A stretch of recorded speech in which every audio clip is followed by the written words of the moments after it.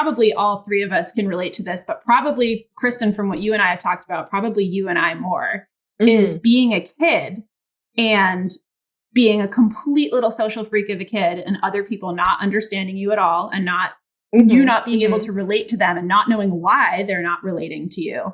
And then when you figure out one social rule, that becomes your dogma. That is your Bible. And you're like, right. Oh, yes, okay, I figured out this one thing. And if you see someone else violating that rule, like doing something a little strange, you want to distance yourself from them as much as possible to be like, I'm not in that tribe. I am not one of the freaks. Look, exactly. Look at me. I figured it out. I'm normal. Yes. They said that we'd grow out of it. Well, the joke's on them, that's just our brains. We're eccentric, loud, and stubborn. And most of our clothing is covered in stains. It's not a deficit of attention. There's just too much to think about. So if executive dysfunction becomes a little too much, if you forgot why you came in this room, or you're hypersensitive to touch, then put on your seamless socks and come join our little flock. Bitches stimming together, we're weirds of a feather. Weirds of a feather. Caw-caw! Okay, we're officially going. All right. Huzzah. Okay. Huzzah! All right. And with that, let's kick things off and say welcome to Weirds of a Feather, an AuDHD-Adjacent podcast. I'm your host, Grace Beret. I'm your host, Kristen Stanhope. And we are joined by my close friend and former roommate, Tori. Hello, hello. Welcome. Thanks. So glad you're finally joining us. Yeah. After years of talking about getting you on the podcast. I was kind of waiting for you to actually listen to an episode first, but I guess we're just going to do it anyways. Hey, I did. I listened. I listened to 2. 2? Yeah. 3 years of recording. And I had to send them to her. Well, which one? But now I'm interested. I sent her Ted's because I thought those were a really good example of a guest episode. Yeah, those were great. I liked those a lot. Yeah, it was good. But you'll be even better. So maybe. Oh, I don't know. Ted's got some stories. Ted does have Ted some loves stories. to talk. Ted just came in my office the other day and he's like, look at my reusable bag. It has pelicans on it. And I was like, cool. It's like 5:30. I'm trying to go home. He's like, they don't sell bags like these. Okay. They do. I feel like they do. But he's very excited about pelicans. Love it. All right. So normally we start the podcast with a warm-up question just to kind of get everyone loosey-goosey. I didn't have anything specific for you because I really just want you and Kristen to be able to talk about your chickens for a little bit because I know that's an interest that you both share and I hear it from both of you about your chickens. Yeah. And so I'd rather just connect the two of you so you guys can talk about your chickens. So Tori, please tell us about your flock. Oh my gosh. Wow. This is the best. Look at her eyes so light excited. Up. So I have to tell you guys to start off.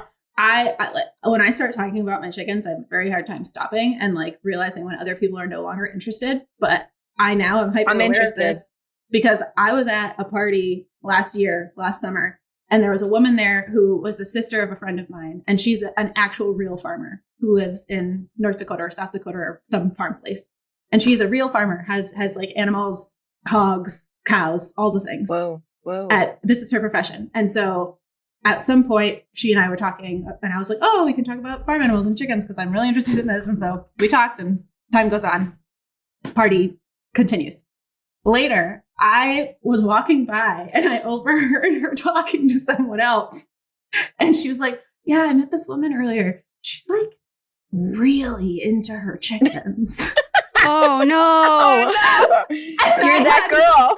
And I had no concept. I was like, oh my God, I thought that I was really letting loose about talking about chickens because she's a farm person. So I was like, yeah, we're open But anyway, yeah, so that's the degree. Anyway, thank you so much for asking me about my chickens. That Of course. is so kind of you. Let me tell you about my flock. So Please. right now I have 9 chickens, which is insane because I live in basically downtown Seattle. I can see the skyscrapers. I was going to say, what's the limit on chickens? The limit on chickens is technically, okay, it depends on how you read the law. It's either 3 per person per household. What if you read it correctly? Or 8 chickens. So I'm either 3 over or 1 over, depending on how you look at it. Either way. Regardless, you're over. Don't send the fuzz, you guys. Like, I'm sending this episode to the city of Seattle. Anyway, so I have 9 chickens. 3 of them are full adults. I've had them for like 2 years. And then the other 6 are babies, 3 of which I got as babies after my big car accident in April because I needed something to do while I recovered from my traumatic brain injury that was not cognitively taxing. So I got some more baby chickens. And then a few weeks ago, we bought a house and I got super overwhelmed with all the things that we have to do with like renovations and planning and all of that. And what do I do when I get overwhelmed? I add more to your plate. Add more to my plate. So I went and I got 3 more chickens because I was just having a little meltdown. And it's great. It's been great. They're awesome. I have a buff Orpington, a blue sapphire gem. Oh, and I don't know that one. A standard Americana. Oh, nice. A salmon faverolles. That sounds fancy. It's pretty fancy. She's got a little beard and like fluff on her feet. She's great. Aww. A salmon faverolles. Ooh, an English Jubilee Orpington, which sounds really cool, but she was born just brown. No, she doesn't have any of the cool speckles that she's supposed to have. So that's hilarious. Oh, a French black copper Moran. Ooh. I know. Yeah, very fun. I know. Pretty cool. A black a black Americana, a white giant Cochin. Whoa. And a splash sapphire splash. You've got quite the mix up. Yes, I do extensive research and find all of the and like Washington is quite rural. There's a lot of farms here and stuff like that, and a lot of hobbyists. And I found this guy on Craigslist he listed like 55 breeds of chickens that he has. And I was like, that's more chickens than I knew existed. That's wild. So I texted him and I was like home alone this weekend. There is no one who knows where I'm going or anything. So I'm texting with this Craigslist man. He like for his profile photo, he looks like a terrifying, like bearded giant, super tall, like packed lip in the photo, like the whole thing. And I was like, yeah, I'm going to drive an hour and a half into the boonies to go meet with this man by myself and not tell anyone where I'm going. And I did. And he was so delightful. And I was supposed to be there for like 20 minutes to pick out 3 chickens. Me and Kyle hung out for 2.5 hours. His name's Kyle? His name is Kyle.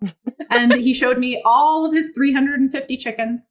And it was so nice. And I could have stayed there all day. And at the end, he texted me. He was like, I really enjoyed our visit. Oh, so nice. Kyle. really Just a cute. man and his chickens. Yeah. This Nothing like it. He loved them. And I was, and at the end, literally, I was just like, it was so nice talking chickens for 2.5 hours. So yeah, it was great. Now, did you get all of yours as little babies or did you get any like fully functional adults? So the 3 that I just got from Kyle, my boy, out in Covington, Washington. Shout out to Kyle. Shout out to Kyle. I will link his little profile at the end of this because if anybody in Washington wants chickens, this is your guy. He's incredible. Tori's got a guy for you. I really do. So the 3 that I got from him were pullets. So they're like 10 weeks old. No, I'm sorry. They're like 14 weeks old now. Okay. Yeah. How was the introduction of combining the broods? Because I know that's something challenging that Kristen went through. Deep challenge. Complete mayhem. Kristen, I want to hear about your story because it's just been bloodbath over here. Yeah. So we bought all of ours. So we have chickens we started last year and we got them they were like 2 days hatched or something. We live near a local farm store. So we go there to get and they have a bunch of different breeds. So we went there, and then those were fine. And then this year I was like, let's get more. So we got 3 more. More. Yeah. So we're at almost max capacity. Where I live, you're allowed to have 8 with no roosters, and we have 6. So we raise them in our furnace room, and we have like a little mini pen for them, which is probably not ideal because they're like next to the furnace. I can't imagine that's great for them, but they're surviving. They're thriving. Well, they like heat, so when they're babies, you know, right? So it's fine.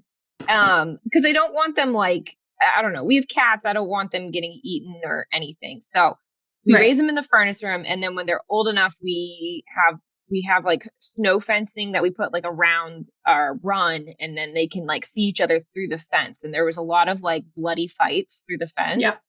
Yeah. And it was a little overwhelming. And our chickens, they're very spoiled. So I don't know, like, why are you fighting? There's plenty of food. There's plenty of water. Just get along. Social hierarchy. They have a very hierarchical society. It's really interesting. And the way how like the dominant is, because especially in the city where we can't have roosters, you don't have a male. Yeah. So the hen at the top of the pecking order really starts to take on a masculine role. Yeah. And do yours like, does your like top hen mount the other hens? So no, but she does like pluck all the feathers out of. Girl. Like she has like one hen that she just plucks all the tail feathers out of over and over again. And that hen isn't even at the bottom of the pecking order. She just like really hates. Have you heard of no peck? No. What is that? It's like a powder or a cream. Kyle told me about it. He hooked me up. Kyle. It's like a powder or a cream that you put on a chicken that's getting just fucked up by the other chickens, and it like tastes really bad, and so the other chickens stop pecking them. Maybe I'll have to do that. Yeah, it's a thing. I like think a dog eating dog poop. Yeah, kind of. That's right. They're finally getting along. It's been a long introduction. They're all like sleeping in the same coop and everything. Nice. But they're finally like kind of getting along. Every once in a while you'll hear something and I'm like, what's going on? Cut it out. But they're fine. But yeah, we get them when they're like little babies, and then we raise them. It's very cute until they start getting to like their uggo stage. We call that the raptor stage. Yeah, they're like real. They look like such dinos. Crazy. I'm dying. It's For too listeners, hot. Kristen just removed herself from the blanket fort she was under. I'm dying. And emerged like a troll. And I'm rethinking. You sound fine. You don't need the blankets. The blankets are overkill. Thank God. But now I'm like a silhouette. I look like fix your hair. Yeah, maybe turn. You look a little crazy. What's wrong? Maybe take a minute to fix yourself. I can't. I can barely get my hair in a ponytail because I fucked up my finger, and I have to wear a splint for the next 6 months. Oh no! I tore a ligament completely from my finger trying to take off a compression sock, which is really embarrassing. Are you 97? Yeah. Oh my God. Such an elderly injury. It's so embarrassing. I was like at the orthopedic clinic, and I was like, they're like, how did you even do this? It's completely torn. And I'm like, and they're like, was it embarrassing? I was like, They're like, can you tell us? I was like, I was trying to take off a sock. I thought they were thinking it was going to be like something sexual. And I was like, no, I was just trying to take off a sock. Well, you really set them up for disappointment there. They were expecting some kind of story of... Never mind. Boo is joining us. Of what? No, nothing is fine. I'll bleep it out. And then it'll seem like you're saying something really crude. Yeah. Great. We know I'm the crudest. You are. You can be. All right. Yeah, take a minute to... Let me take a minute, because I'm like dying. I don't want you to be shrouded in shadow. And my cats have entered. And so now this is... How'd you get in here? Okay. 5 minutes. 2 minutes, 1 minute. Make it faster than that. 30 seconds. Oh, Myrtle. Hi, Myrtle. There she is. Oh, my sweet girl. Myrtle and miss her. And a cat butt. Oh. And a cat. Yeah. You have a cat? No, I have a cat. Oh. I'm allergic to cats. I can't. So am I. I just got a cat hair in my eye the Okay. other night from babysitting, and it was a nightmare. No. Okay. Oh, one more thing I want to say about my chickens is that Please. one of my chicken goals is to have one of every color egg. Oh, how many colors are there for eggs? There's a lot of colors for eggs. Right now, I have light brown, dark brown, white, and light blue. Ooh, And didn't realize what that was a chicken possibility. Oh yeah, and what I'm missing is like this olive green color that I Ooh. really would like. But maybe one more chicken in the future. They do get, picked off every once in a while by raccoons and stuff. So we'll see. I'm gonna say once one dies, you can replace it. Yeah, that's sad though. Have you lost one yet? Have you gone through? I've lost 3. 1 to an owl and 2 to raccoons. No. An owl? An owl. Oh my god! No. Yeah, it's I didn't wild realize because that was a thing. I didn't know it was a thing either. Like, I know there's owls here, but I didn't know. I don't know. I wasn't thinking about that. And Yeah. the chicken was just gone. There was like a little puff of feathers, but it was just gone. Like when a raccoon eats it, there's like a trail of feathers everywhere. It's like a horrible murder scene. So it wasn't that. And we were like, that's weird. Where did it go? There's just a puff of feathers and then nothing else. And then Justin was walking like 3 blocks away and he saw another huge pile of chicken feathers down on the ground under a tree. He was like, this is insane. This is my chicken's feathers.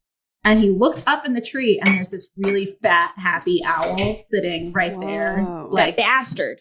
looking nice and content. And so it was an owl. How the hell did an owl even eat a chicken? Like, I'm having trouble. They were wrapping my eating brain anything around else. that. Owls eat all kinds of stuff. Yeah, but I think of them as like taking a mouse and like choking it back, you know? No, Not no, like- they rip. They rip. They like hold stuff down with their feet and like rip strips out. Great. Yeah, I guess that makes sense. Yeah. Yeah. Yeah. Excellent. It's like Excellent stuff. a way less interesting version of the staircase. That case where they speculate that an owl killed the woman by like attack. She had like some like a woman was found dead at the bottom of the stairs, and the husband claims that Is this it was real, an owl. Yes, this is real. Oh, This is a real true crime I was case. like, is this a riddle or is this true crime? A woman is found at the bottom of the stairs. Well, you started with an owl. I was like, oh, this is like a children's story or something. Like, No, I it's don't know. real. Where the man okay. made the claim that it wasn't him who killed his wife and pushed her down the stairs. It was that an owl had attacked Frightened her her. at the top of the stairs and I think it was At the his top of second the wife. stairs? His second wife who was found dead at the bottom of the stairs. I mean, honestly, you should have said crow. Crows are the ones that are like dive bombing you. There were Is crows on my street that dive bomb me because they recognize faces and they don't like me for some reason. What'd you do? So to I him? went out with a plate of donuts to try and Oh. placate them, because if they associate you with like giving them good stuff, then they won't dive bomb you anymore. Smart. Did it work? They ate all the donuts. No, it didn't work. They still dive bomb me. They still hate you? Yeah. They're like, we still hate you, but thank you for those donuts. But I looked like Yeah. a fucking psycho because I was like out on the side street and I had a like platter of Entenmann's donuts, like, and I'm holding it above my head, like, please, Your crow take these offering. as an offering. Come here, crow. Do not attack. I mean you no harm. Your neighbors are like, oh, she's out again. I texted them. I was like, just in case anybody just saw me. Crows have, corvids in general have like excellent facial recognition. They've like formed social groups, and I was offering them donuts so that they would think I was part of their plan. And yeah, shout out to that cool UW professor who studies corvids. Anyway, what were we talking about? I don't know, but let's get into this episode. Oh, Now that we've warmed up with some chicken talk. chickens, raptors, corvids. We really, crossed some avian taxonomical ground there. I'm really Owls. excited. Yeah. Making this a true bird podcast. Yeah. That's Yeah, also it what really I didn't is. put that in my list of special interests. Jesus Christ. Of course, birding. Hello. Hello. Okay, now. Do you now- bird? Do you like go bird watching? Oh, do I bird? Oh, Girl. Not Krista. only do I Oh. bird, I go on birding vacations. I have now been Ooh. on several Wait. birding vacations. Speaking of elderly, Hey, Well, you got to It's come time. back to Maine because there's If the that loafer like fits. South American bird that always pops up in Deering Oaks in Portland. Oh, that's cool. Oh. There's like this like weird eagle who apparently has no sense of direction, and he's supposed to be in South America, but I guess every year he comes to Deering Oaks and plucks off all the ducks. Well, And people from like around the country come to see this bird because it's like huge. It's like 6 feet tall. And it's just this like big black eagle. Grace, you haven't heard of this? It's like No. where you Where live. have I been? I don't know. Not watching birds. Apparently not enough. I'm going to send you some links, some articles. that sounds Portland great. Press. Yeah, might have to plan a little trip to Portland, Tori. Yeah. Come to Look at our Portland to see some birds. South American birds. Sounds great. Birding. Send Yeah. it. Sounds like you're being sarcastic, but I know you're not. No. No. No. All right. We're all going. Well, We're now- all in this now. Now that you have all been introduced to Tori's love of birds, Mhm. let's get into kind of more about who you are and what you're doing here and how we know each other and what your deal is. Sure. Shall I regale you with Please. an Yes. overview? Excellent. Please. Yeah. Okay. Kick it off. All right. So I'm Tori. I'm a PM at Microsoft right now. I'm working on Power BI, which is a data analytics software. And PM. oh yes, let me help. Project manager. Product manager. So Product manager. Yes, I'm responsible for like a certain section of a certain product. And I work with an engineering team. So basically, I make the plans of what we're going to do. And I work with the engineering team who actually does the thing. And I coordinate between them and a design team to, figure out how this thing should look and work. And then the engineers start working on it and we go back and forth. And I help coordinate between multiple teams. It's fun. Grace worked with me over there for a little bit. That was fun times. That. 2 years ago. I did. It was great.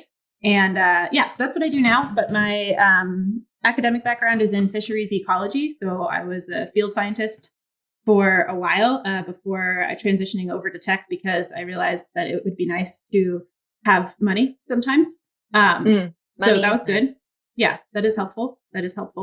And also academia, the pace of academia, I feel like is just really not conducive to my brain at all.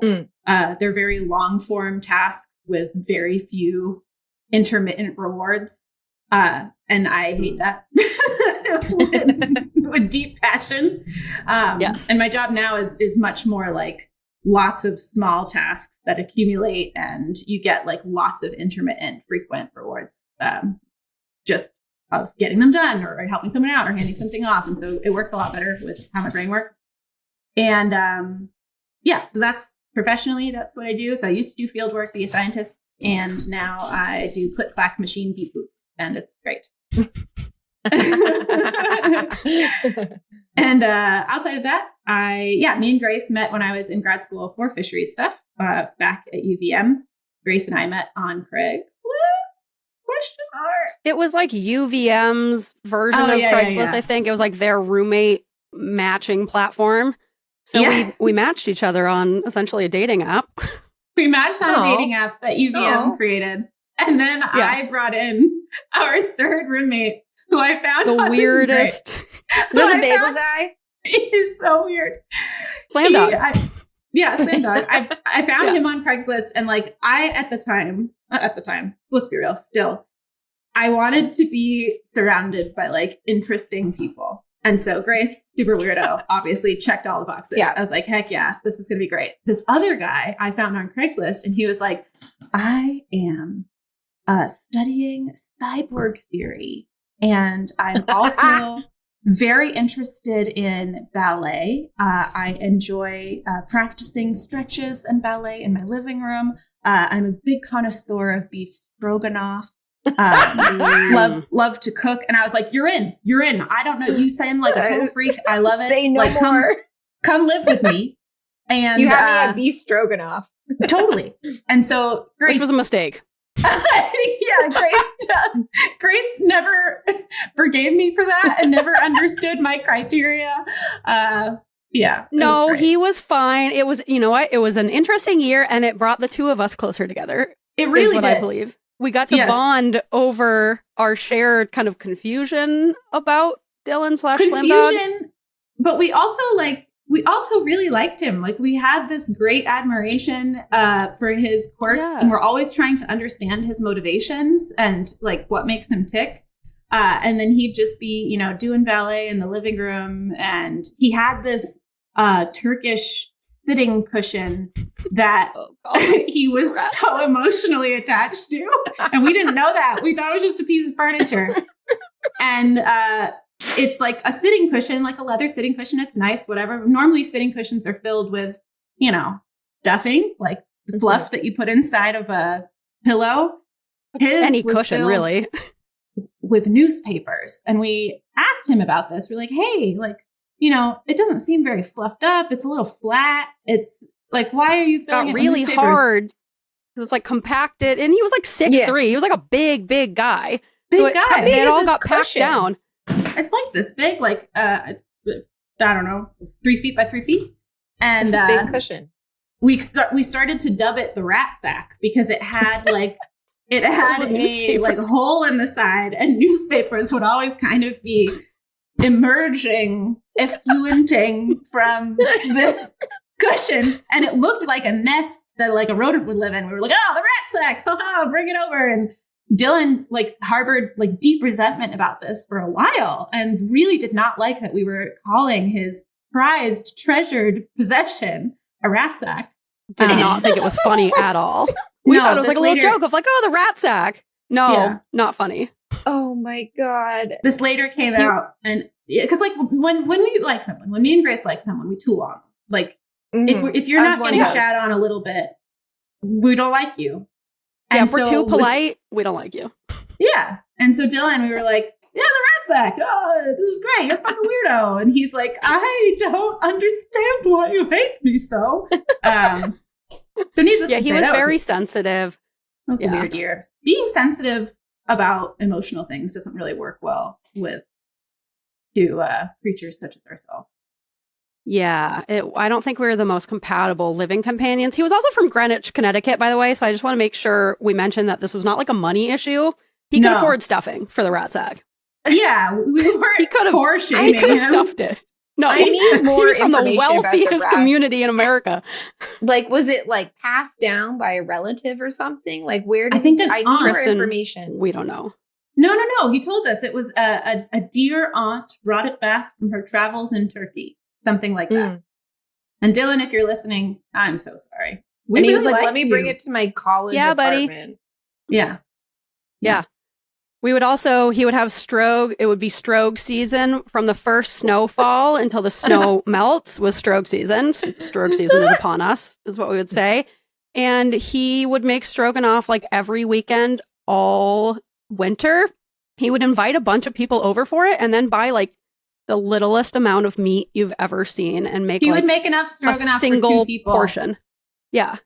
And there was that time on Halloween before we went out for goth night where he invited all the boys over to our house for stroganoff, and Dylan had 1 portion, and it was like me, Justin, Campbell, and Josh all shared the other portion. Like, thanks, Dylan. And he would ask us like pitch in money for it too. So it's like, what am I even paying for? You're not even feeding us. I had to explain to him that you can't ask people for money when you invite them over for dinner. Like, that's not a thing. And he was very confused. He should be on this show. He really should. He's one of us. Social, yes, for sure. Yeah, one of us for sure. But me and Grace are just like, we've figured it out better than you, so we're going to bully you. And that's what happened. Yeah. We've learned the social rules to follow better than you. Literally story of my life. Like, whenever I meet someone who does not follow the rules as well as I do, and I can tell that they're neurodivergent, I'm instantly like, get away from me. Get away from me. I figured it out. I do the same thing. I'm like, how dare you? Because you've internalized this shame around showing this trait. And so therefore, when you see it, it's not like a judgment of them necessarily. It's more so like, how dare you show this trait that I've been told is shameful and you shouldn't. So like, why aren't you hiding it? There's 2 parts to it. I think that is like a huge one. It's how dare you? I've spent so much time figuring out how to cover this up. Like, why do you get to walk around flying your freak flag? So that's one. Yeah. And I think the other one, which is very, I probably all three of us can relate to this, but probably Kristen, from what you and I have talked about, probably you and I more, is being a kid and being a complete little social freak of a kid and other people not understanding you at all and not you not being able to relate to them and not knowing why they're not relating to you. And then when you figure out one social rule, that becomes your dogma. That is your Bible. And you're like, right. Oh, yes, okay, I figured out this one thing. And if you see someone else violating that rule, like doing something a little strange, you want to distance yourself from them as much as possible to be like, I'm not in that tribe. I am not one of the freaks. Look, exactly. Look at me. I figured it out. I'm normal. Yes. I'm fine. Yeah. Look at that freak over there. I find that I do that today all the fucking time, and I have to catch myself doing it. I see this all the time in myself where I find someone, I'm like, well, they're one of us, but then they don't follow the rules. And I'm like, ooh, get away from me. And it could be, and it's not even like someone who's like a bit too chatty or like really, really nice. But I don't know. I see it in myself, but it's not, I don't stop myself from doing it. My own worst enemy. Like I'm not a nice girl, you know? Totally. You are a nice girl. You always say that, but you're actually I'm not like, nice. Yes, you are, Kristen. You are. I'm nice when I choose to be. You're a very harsh critic of yourself. But I think another aspect of that, on top of like the trauma around just socializing as neurodivergent children and like internalizing these rules, is also on top of everything is also the autistic rigidity around rules. So it's not just this is activating shame in me. It's also like, but that's the rule. Why aren't you following the rule? Yeah. So it's like an added thing of like that autistic need for rules. It's so big. Yeah, I love rules so much. But also, they have to be my rules. If someone else gives me a rule, a very good example of this. So my mother was extremely strict with us as kids and very, very, very protective, extremely afraid of everything around. So she would like really try, don't do this, it's not safe. Don't do that, it's not safe. And so all I ever wanted to do was everything that I wasn't supposed to do. So now today, as a full-blown 32-year-old, this was a few years ago, if Justin ever tells me not to do something for my safety, so here is the example. We were driving cross country in an RV with 2 dogs. And we were stopping at truck stops quite frequently in order to like refuel the RV. Truck stops, not the safest place. Truck stops in the middle of like rural Missouri, not the safest place in the whole world. But I'm not thinking about this. This isn't really something that I think about. I literally do not think about safety in that way. I know you don't. You like leave your car unlocked. You leave your door unlocked. It drives me crazy. Lock anything. I don't lock anything. It's and you've only had stuff stolen from your car a handful of times, so exactly, it's fine. Why do it? Why learn a lesson? Of value. And so, didn't they steal your engine once? What? My engine, Grace? It was the battery. Do you know anything about Jesus Christ? No, I don't. That's still like They stole your battery. That's still something very important and crucial to the car. You can't lock. Look. That's not about locking the car. The battery's in the hood. Anyway, this is not relevant. Yeah, you have to be able to get the hood unlocked. You can't open the hood. You can't open the hood. Locked. Okay. Thank you. I don't point. So I was right. Thank you, Kristen. Grace, Tori. Grace, do you know anything? Do you know anything about cars? You've never stolen anything important, right? Look, I didn't even know you could. Nothing I could have done. Well, I guess it depends on how old your car is. There's some cars. No, don't give her excuses. There's some cars out there. The car couldn't have been done. Quite old. Anyway, the point is, we'll never know. I was taking the dogs for a walk at the truck stop at nighttime in the dark, and Justin was like, "Can you please not do that?" And I said, "Why?" It is not. He said, "It is not safe." To which I responded, filled with rage. I was like, "I will walk these dogs in the dark behind the dumpster at the truck stop in Daisy Dukes and a tank top. I will walk them in a bikini if it is required." As if he's just saying it to control you and not like for your safety. Yes, because it is 12-year-old Tori responding to my mother, not 32-year-old Tori responding to her perfectly reasonable husband who does not want her to get trafficked. Yes. Yeah. I suspect that you might have PDA autism, which is it's known as either persistent drive for autonomy or pervasive demand avoidance. I like persistent drive for autonomy, where it's truly like triggering your nervous system.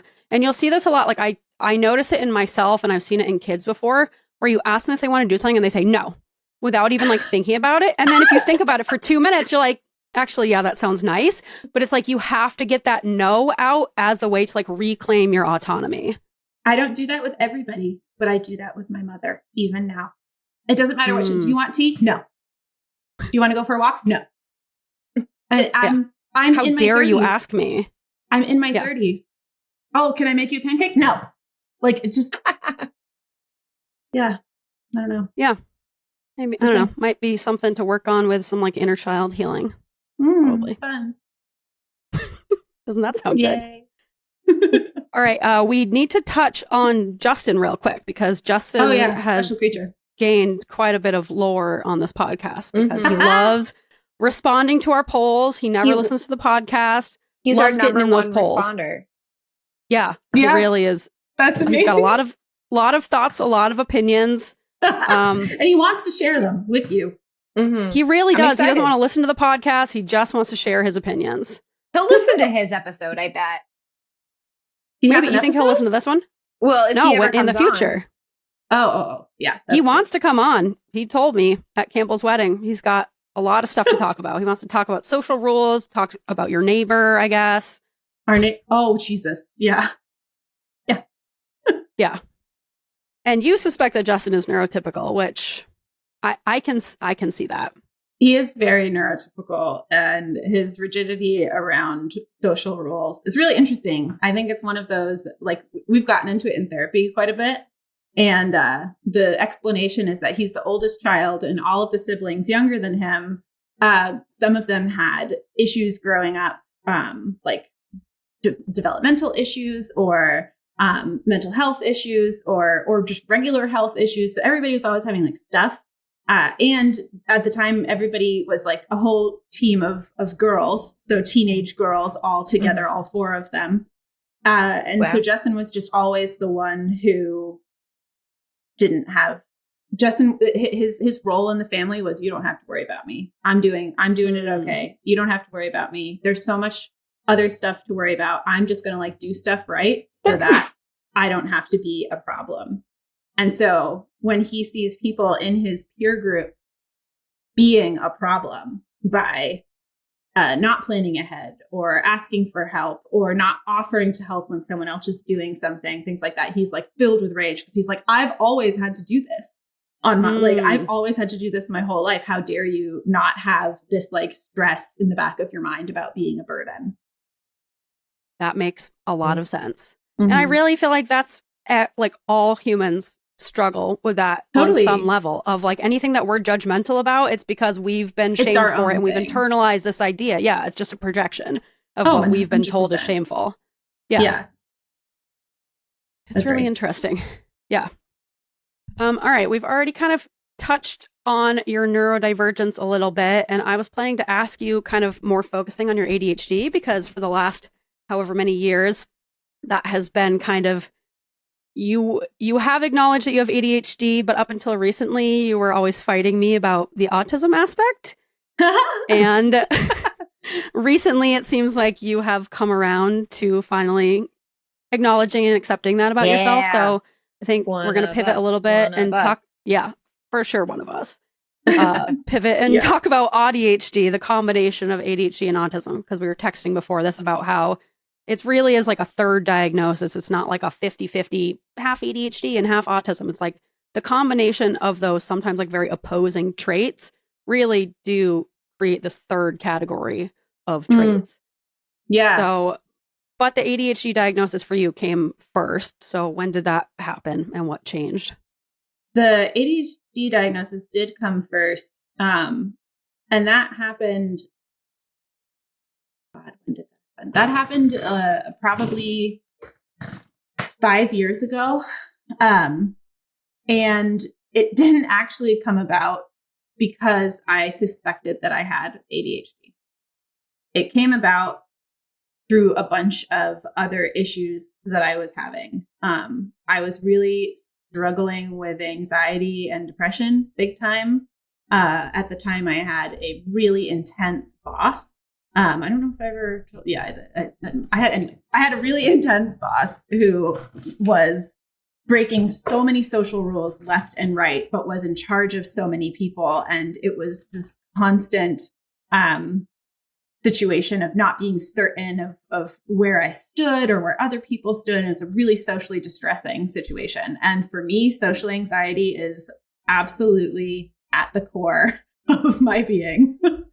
And Yes. I had a friend who was recently diagnosed with ADHD who started taking Adderall and explained to me, holy crap, after I started taking Adderall, my social anxiety is so much easier to manage and I deal with it so much less. Maybe you should try that. And I was fascinated. I was like, I don't understand. How would that help? Like, how would taking a stimulant make me less socially anxious? And he was like, I literally don't know. I don't understand the, chemistry, the mechanics of it, but it has helped me a lot. So I was like, okay, I will try anything at this point. Because I had been on an SSRI at that point for several years. And when I first took an SSRI, it was completely life-changing. I felt the way that I described it was there was this dog that lived on my block. Okay. He was around the block from me and he lived on this porch and he had no leash. He was super old, super chill. And he would just like lay on the porch. And other dogs, when you walk by their house, they flip out and they start barking and they're like freaking out and all the time. And they're like, oh my God, hyper aware of everything happening and they lose their shit. And when we walk by this house, this dog like just chills, looks up at us as we pass and then like carries on sitting and doing his thing. And he's not on a leash. He has nothing holding him back, but he's just like days where he belongs, doesn't run out into the street. And he's like, good to go. And when I first started taking an SSRI, Justin asked me, how does it feel? And I was like, honestly, like, I feel like that dog around the block. Like for the first time, I understand what it is like to be that dog, to be unflustered. And after a while, that kind of leveled out. Like that like first surge of contentment, I guess, and calm leveled out after a while with the SSRI. And also my career and my job became way more taxing and complicated. That added to it as well. And so that's kind of when I started to take Adderall. It was after Mitchell had mentioned that it helped with his social anxiety so much. And I was talking to my psychiatrist about it. I was like, hey, my friend mentioned this. I don't like ADHD isn't necessarily something that I really connect with. Like I've always done excellent academically. I've always been very like, on it about getting stuff done, AKA extremely rigid. So like, I don't know, but like, I'm interested in trying this. And he was like, yeah, I've actually heard it being used as a treatment for social anxiety. So let's give it a go. And it again was another one of these huge life-changing experiences where I'll be like so revved up and nervous and flustered and like, oh my God, like my flitting from thing to thing in my head, and then take an Adderall and be able to take a nap and relax. I don't necessarily, I guess I still struggle with connecting with both of those diagnoses, to be honest with you, because like you're saying, some of the conflicting symptoms of them make it difficult for me to identify strongly with ADHD, but I identify so strongly with autism. Like that just explains my whole childhood and a lot of my behaviors and neuroses now. And I think getting to your other question of like why I fought the label for so long is I definitely struggle with the zeitgeisty nature of these diagnoses big time. I think if everybody has it, does anybody have it is a thing that people say all the time. And I think the answer is like, yeah, of course, like there's still, if you have it, you have it. If you're taking meds that help you and you feel better after taking those meds, or, engaging in other coping skills and mechanisms that help you, then that's great. Then it doesn't really matter. But I think what really bothered me about it was this, I had people in my life, and sometimes, still have people in my life here in Seattle, who, when we're talking about these diagnoses, and I see it on social media all the time, oh, I have ADHD, and so therefore this is why that. I have autism, and this is why that. And so I do that. I use that logic as well of like, oh, I get really hyper fixated on my special interests and don't know when to stop talking about them, or I'll get so locked in at a day of work and work nonstop at my computer for 9 hours, and I won't get up to pee or eat or drink or anything. And the only reason why I do some of those things is because Justin will come over to me to bring me lunch or water. And then I look at him completely filled with rage because he's interrupting me as he brings me my food, And so like that. What an asshole. What an asshole, right? How dare you give me a kiss and lunch? Yeah, don't interrupt me. Don't interrupt me. I'm winning the bread here. But I think my issue with it is this sense of this like deep value of accountability. Like I love in the past couple of years where I have like relaxed my rigidity around this, or my like strong anti-opinion around it. In the last couple of years, I have learned a lot about explanations for some behavior patterns that I have now and behavior patterns that I had as a kid. And also I think so that education has helped me understand myself a lot better and also gain a lot more self-compassion, which I think is really useful. Mm-hmm. I still really don't like, I really don't like using it as an excuse for when I'm behaving badly or causing other people problems or something like that. And I don't, which I don't really do. And I don't like it when other people use it as an excuse when they're, in my mind, quote unquote, behaving badly or causing other people problems, if that makes sense.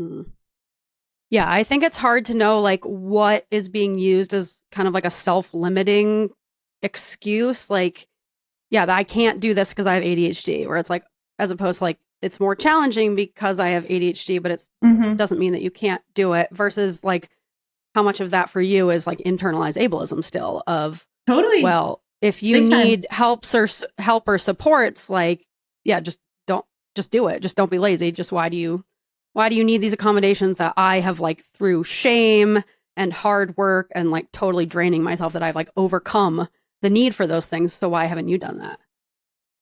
And I do see that with you sometimes, where I think you are very critical of yourself and having needs and struggling socially, things like that. I think because you have had to work so hard at it from such a young age, especially growing up and not really like having any friends, kind of being, a bit of a loner in school until you got a bit older. I think you've just like for so long and from such a young age, you've so deeply internalized these ideas of like not asking people for things, not needing supports, being super smart and independent, and like seeing your identity in those things. And so, yeah, I think, it's hard to kind of separate those two of, all right, what are you legitimately seeing as people kind of using it as an excuse, which is completely valid. I do think that's a problem, especially on social media, where, people, and it happens with everything. It'll happen with regardless. Everything. There's not really a way to stop it's it, not because people be like, topic at all. Exactly. Anything, OCD, like, any anxiety, people will do, oh my God, I'm so OCD. I like to have my socks matching. Like, people will just minimize these things because they want to relate.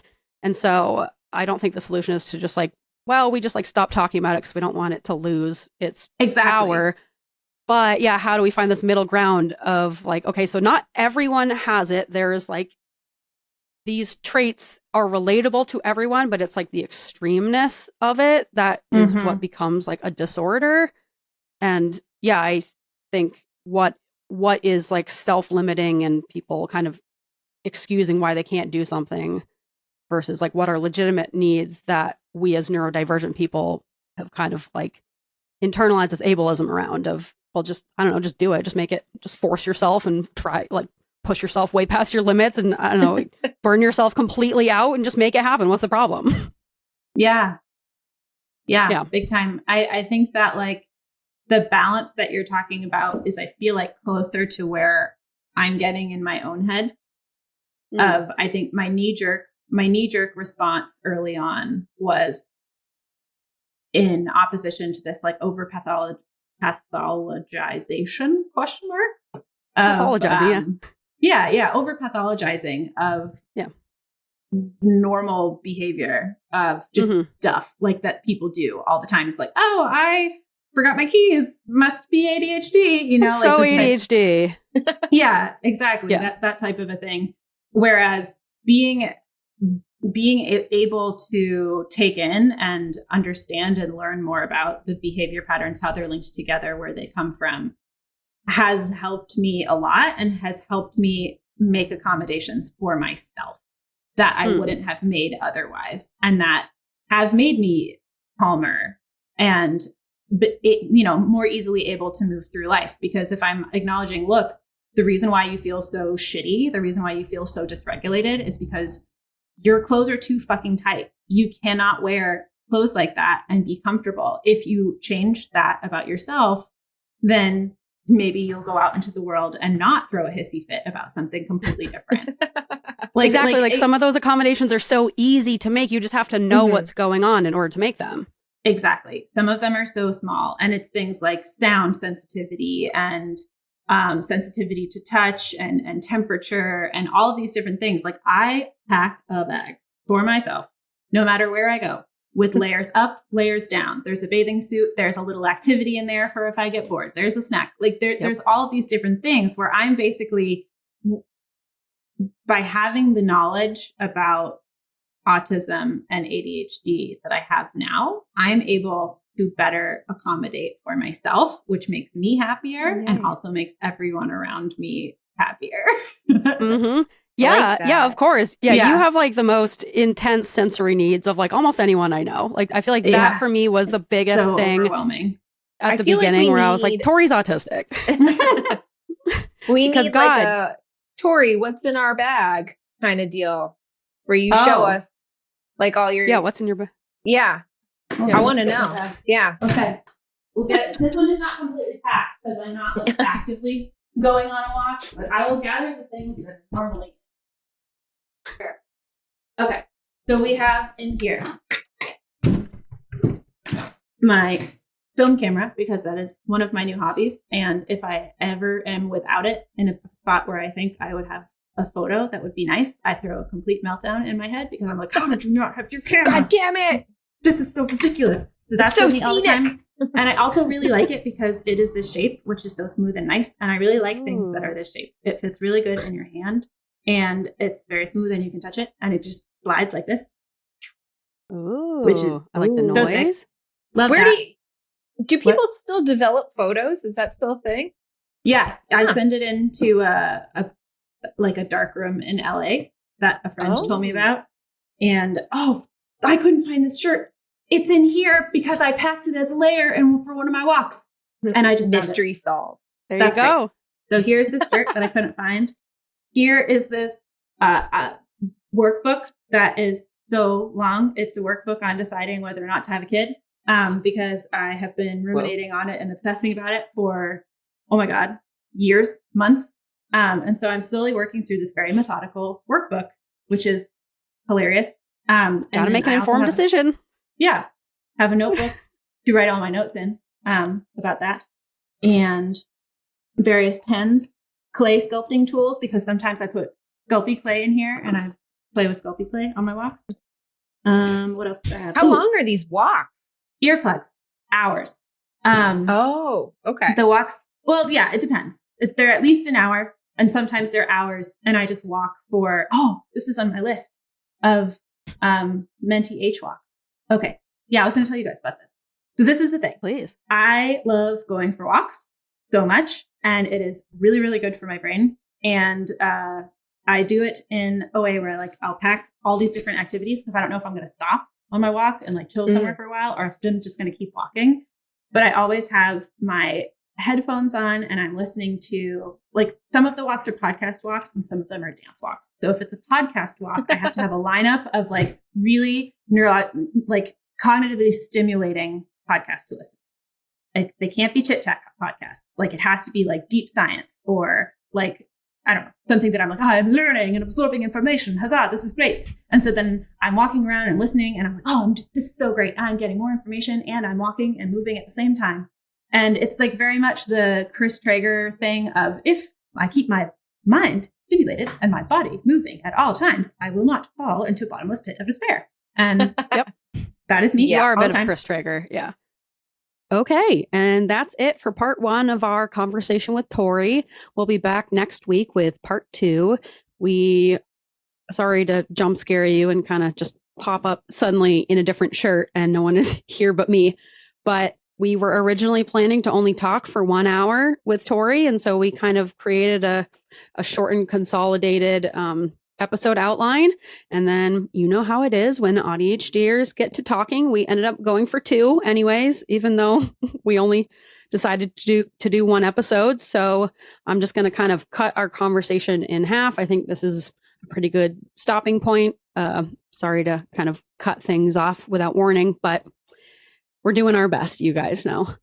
So yeah, come back for part 2. In part 2, we talk about AuDHD and traumatic brain injuries. Tori went through a really traumatic car accident a few months ago, and she's had a lot of brain changes in her ADHD needs, her autism needs, everything since then. So when we come back with part 2, she's going to share a bit about that and kind of how she's recovering and ways she's accommodating herself. And we get into a couple silly segments. Even we didn't plan to do a whole silly segments episode, but we ended up having the time. So I got Tori to share some of her quirks and a pizza secret, which is wonderful. So yeah, come back for part 2 and hear the rest of that. In the meantime, you guys, you know what to do. You can follow us on all the social media platforms, TikTok, Instagram, join our Reddit group. You can watch full-length videos of our episodes on YouTube if you're not already watching. And thank you guys for watching. I think we're finally getting more comfortable being on camera and getting into the flow of things. So yeah, if you want to come kind of see our faces as we talk a bunch, come join us on YouTube at Weirds of a Feather. And yeah, you can join our Patreon. I'm about to record a NDTV episode about Abed from Community, who is a really, really wonderful autistic character. And I think he's a good one to talk about next. So if you want to kind of hear me info dump about all of Abed's autistic wonderful traits, then come join us on Patreon at Weirds of a Feather. And I don't know, I think that's it. I guess I'll squawk myself out of here.